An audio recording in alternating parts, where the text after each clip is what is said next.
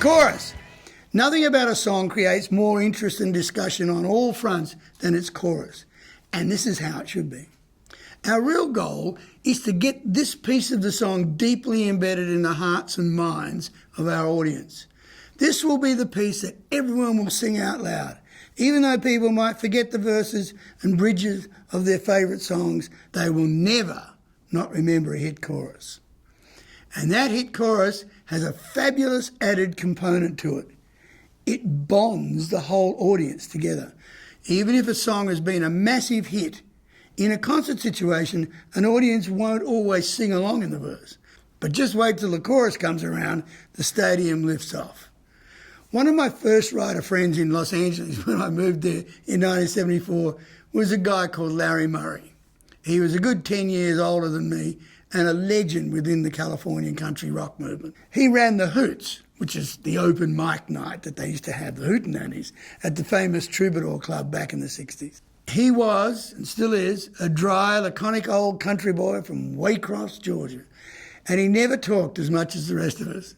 But what he said usually meant way more. And he had a saying. When he would listen to a new song for the first time, if it was truly a great one, he would smile and say, "Well, I guess they'll be playing that at the ball game." This makes reference to the seventh inning stretch in baseball games. It's a small break where the players get a little breather and the audience stands up and stretches. Usually the audience jostle their way to the bar, but you get the idea. During this stretch, someone plays the stadium organ loudly throughout the stands. And the tunes that they play are the absolute classics. They're songs that are so universally known and loved that they make it onto this sacred song list. It was, in Larry's mind, the ultimate way of making it. A very tall order, I suppose, but writers need to set the bar that high. You may never make it to the ball game organ list, but you should try.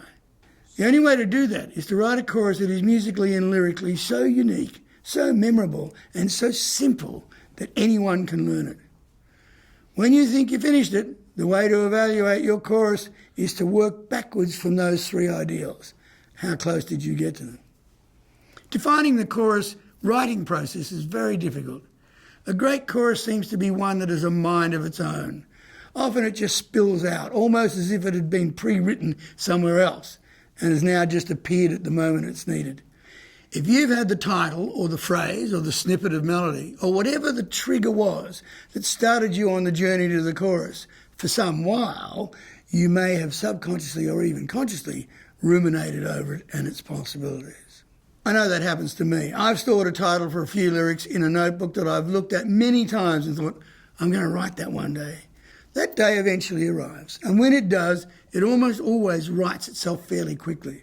And I believe that my subconscious has been rummaging around in my RAM, finding pieces of stuff for me to consider and use.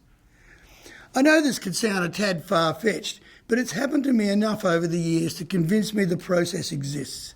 There can be no other explanation for why lines just appear in my head and fit right in. I don't sit with a rhyming dictionary and try for these. They just come. When they arrive, they might also come with a snatch of melody that guides my hands to play something that's correct for those lyrics and those melodies.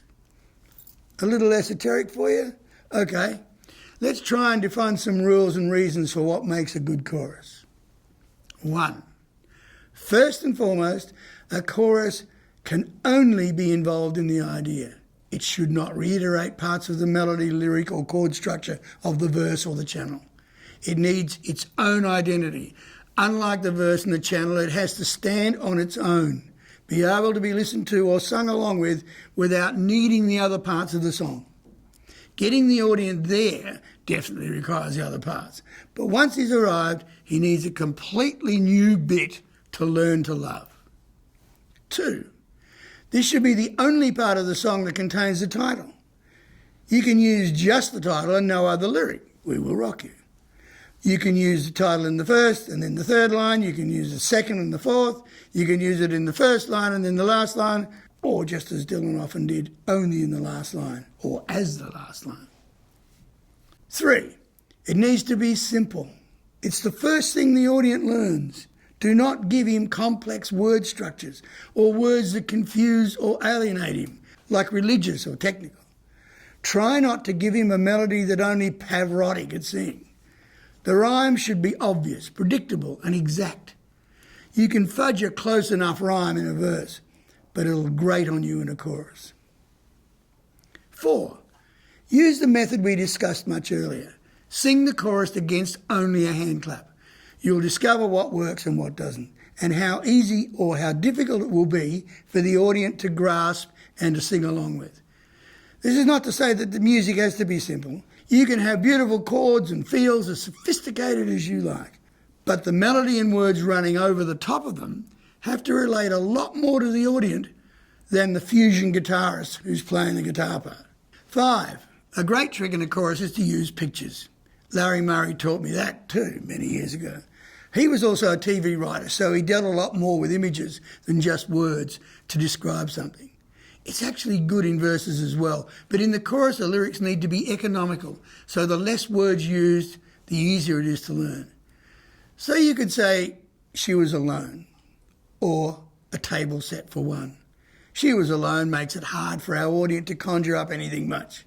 But the picture of a table in a restaurant set just for one person is much more likely to make him curious to learn about the situation. It sets the mood and emotional content of the chorus well and economically. You get a lot more emotional and storytelling currency with just those 5 words. To signal the passage of time, you can say, it had been a lot of years since he had lived at home. Or you could paint the picture with something like, the laundromat and the hardware store hadn't changed in 20 years. Exactly the same idea, but one's a set of words and the other is a picture. And the real trick is that the audience will come up with that picture. It won't be your picture. As a writer, he'll see his own picture because his subconscious is being triggered by the description of your picture that you wrote into your lyric. A little example of that. A fun and talented British author called Peter Males moved to Provence in the south of France many years ago and has written some fabulous books about his adventures. I also love France and have spent time there over the years, a lot of it in Provence. During his adventure story, he's thoroughly and creatively descriptive about the little villages and town squares he visits. But even though I read and digest his descriptions, I always finish up with a picture there's a little village that I know. Maybe a composite of a few, but it's always my stuff, not his excellently written stuff. 6. Try to not make each line the same length and cadence. Sometimes it works. But try and write, say, the first 2 lines the same length, and then the third one an additional 2 bars long. You'll force yourself to change the melody and certainly the chord structure on that third line. Then to retain the overall symmetry, 2 more the length of the first 2, and then a long last line the same length as the third line. And the rhyme structure could be, the first 2 lines rhyme. The 4th and 5th line rhyme with each other also, but not with lines 1 and 2. The 6th line ends with the song title, and the 3rd line rhymes with that 6th line. There are lots of ways to do all this, of course, and your style may make you go in another direction completely. But I use the above to show you how a simple, elegant structure can have beautiful symmetry and poetry, yet be structured and predictable enough to include our audience, to encourage him to learn it. And 7, it is important to resolve the melody in the last line of the chorus. Give it an end note and chord under it that sounds like the chorus has ended. Don't leave the melody wandering around somewhere so that it makes you wish another line would come along and resolve it for you. I know there are hit songs out there that break that rule, but they're few and far between. For the most part, resolve the last line. As I said at the very beginning, there's no better way to learn these structures than to listen to real hits from all over. Examine the monster hits, even decade by decade. Pull them apart and see why you love that chorus. What makes you sing that song in the shower? You'll begin to see the magic that got you hooked on them and that you can use to hook your audience.